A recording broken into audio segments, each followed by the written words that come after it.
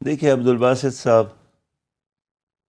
3.5 کروڑ کی آبادی اور 36 ولایتوں کا یہ ملک افغانستان ہمارے لیے بڑا مسئلہ بھی ہے اور ہمارے لیے بہت سارے مسائل کا حل بھی ہے۔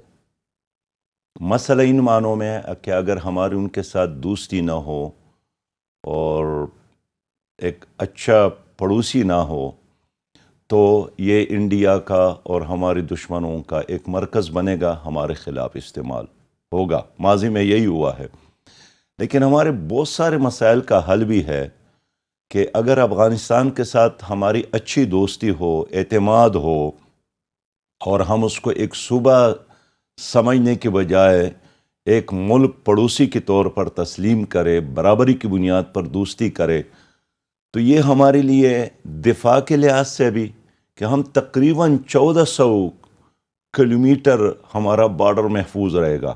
اس پر آپ کو پولیس رکھنے کی ضرورت نہیں ہوگی، آپ سارا توجہ انڈیا کی طرف کر سکتے ہیں۔ اور پھر یہ ہمارے لیے ایک معاشی ہب بھی ہے، یعنی یہ اتنی بڑی آبادی کے ساتھ ساتھ یہ وسط ایشیا کے ریاستوں کے لیے ہمارے رسائی کا ایک بہترین راستہ ہے۔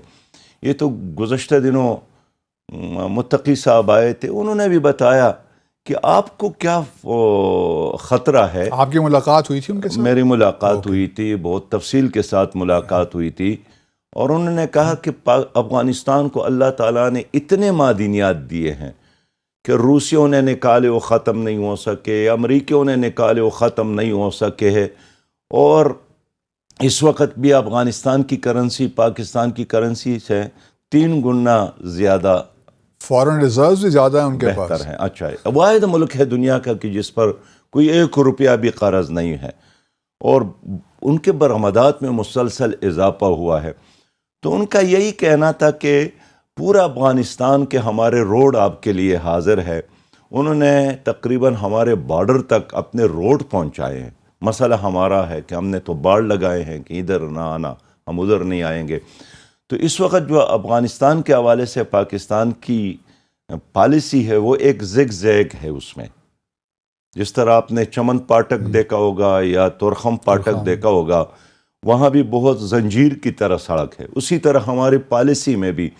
تو اب تک وہ ہم پر اعتماد نہیں کرتے، ہم اس پر اعتماد نہیں کرتے۔